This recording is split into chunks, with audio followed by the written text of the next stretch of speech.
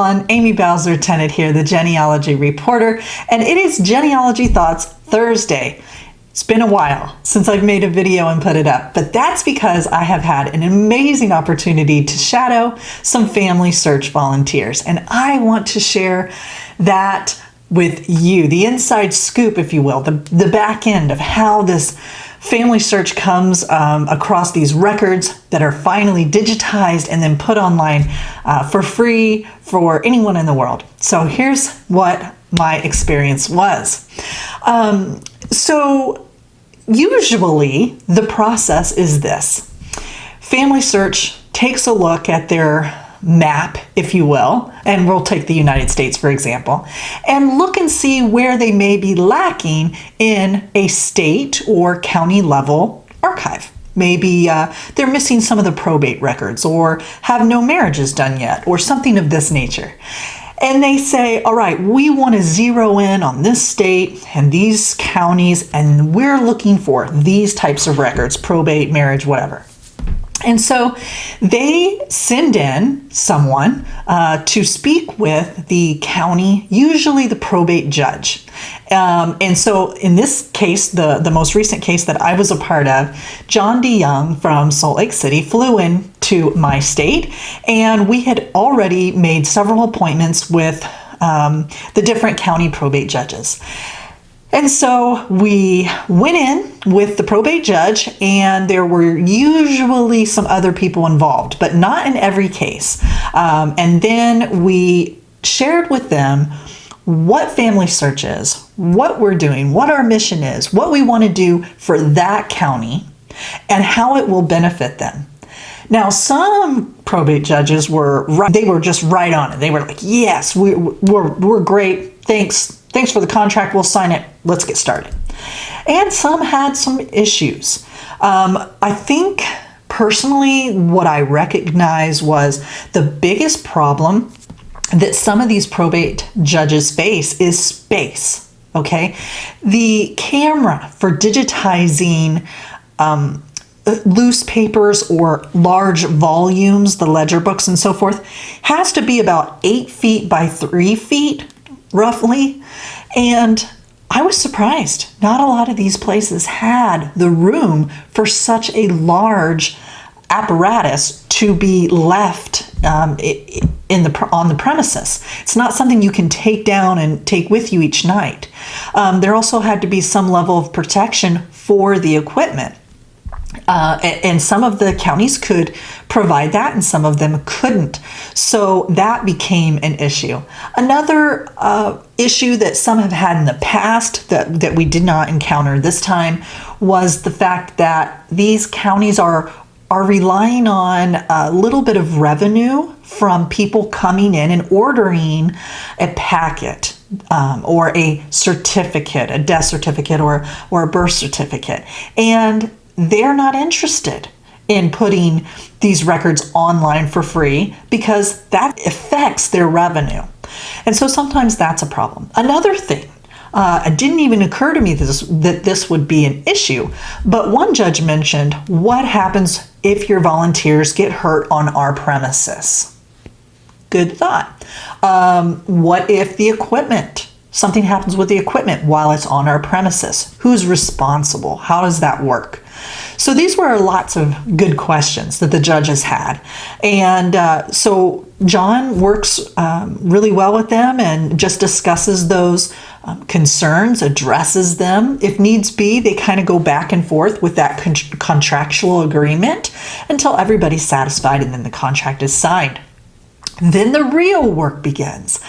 Now it's time to find two missionaries for the Church of Jesus Christ of Latter-day Saints, that couple missionaries is what we call them, and they are willing to volunteer their time on their own dime and come out here and digitize records. That could happen anywhere in the world, not just in the United States.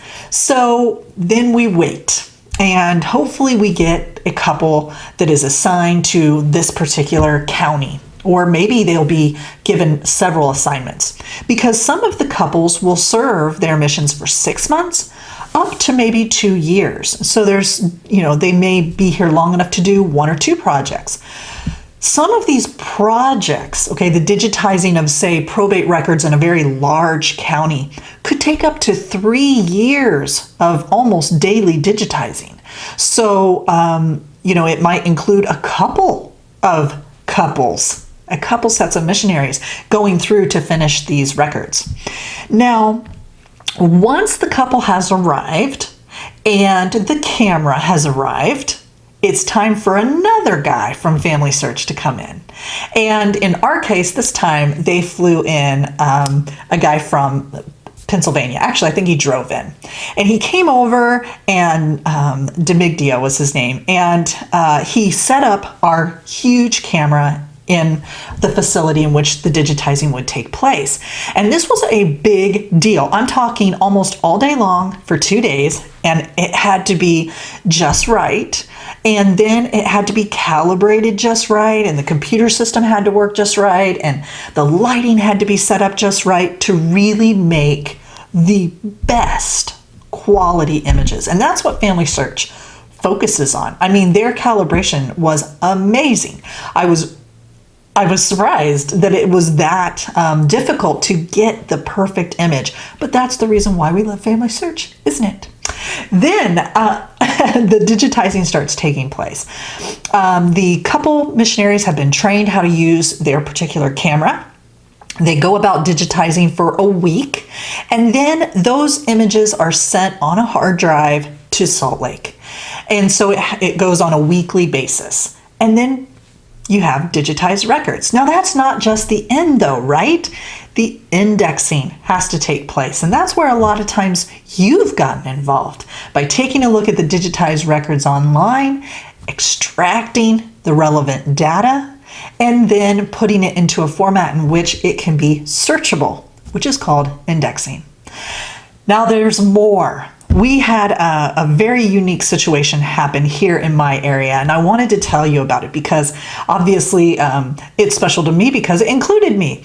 So we had these 2 sets of missionaries show up several weeks ago. And I was talking with one of the sets of missionaries, and they said, "We're really worried. We showed up, we were expected in such and such a county. They're not ready for us till February." And then we went to another county where the project was set up, and they have water damage, significant water damage, and they're cleaning up, and they can't use us either. We don't know what we're going to do. They're kind of scrambling as to what we're going to be doing out here. We already have the camera, it's arrived, and we have nothing to digitize. And I said, do you think anybody would be interested in a local library or historical society's records, such as microfilm that they may have, or small archives or manuscript collections? A lot of times these types of things would be on a township or city level, and sometimes county level, because they'll have that kind of thing there. And they said, I don't know, but we'll mention it to our guy. And they did. And it was just the next day that I ended up getting a call from Salt Lake asking if I would be willing to maybe facilitate some introductions and so forth to these local libraries and archival places in hopes that they would allow some digitizing to take place. And we needed that digitizing to move fast. We needed to move quick, because we have these missionaries and a camera and nothing to do. So we did. Boy, did we go fast. I went in to the local library that I was referring to and took a look at what they had. And it was an incredible collection. I jotted down things like such and such city Methodist church records. And then I would go into that archive and look and see what exactly is in that collection. Are we talking about baptismal records? Are we talking about Sunday school lists? Are we talking about just cash receipt books? What are we looking at here? And I was very delighted to find that we were looking at different types of things, such as baptismals, christenings, marriages, funerals, all sorts of things. And so I jotted that down, and then I wrote down the years in which this collection covered from start to finish, and about how many pieces of paper or pages in a book we were looking at. That list would then be sent to the genealogist on staff at FamilySearch. And they would take a look at this list and say, yes, this is very good. We like this. Yep, that looks great. Oh, and I also sent a picture of one of the documents for each collection. And then the genealogist sends it on to the next guy. And the next guy takes a look at it and asks, do we already have on file, on microfilm, microfiche, or already digitized this collection? And if FamilySearch doesn't have it, then that item is put on the work order. The work order is then shot back out to the missionaries in the field. They get it on their little computer screen there, and it tells them you have now been approved to digitize such and such a collection. So they go and get this collection and start digitizing the records. So it's amazing how the whole thing works. There are different ways it works. I'm sure there are different ways that things are done in different countries, but this is how it worked here in the United States. I was surprised to learn that we have 50 roughly cameras in the United States, and about 10 of those are right here in the state of Ohio. It's been an amazing place to do record digitizing and preservation because many people who come into the United States and then go out west, Ohio was one of those places that many people came through. And so there are a lot of records here that are very valuable for genealogy and family history purposes. Anyway, I just had an exciting time these last 2 weeks participating in this, and I wanted to share it with you. I hope that you will join us again on Genealogy Tip Tuesday and Genealogy Thoughts Thursday. We look forward to having you. Don't forget to like, share, and subscribe to our channel. We need you. Thanks, and have a great day. Bye-bye.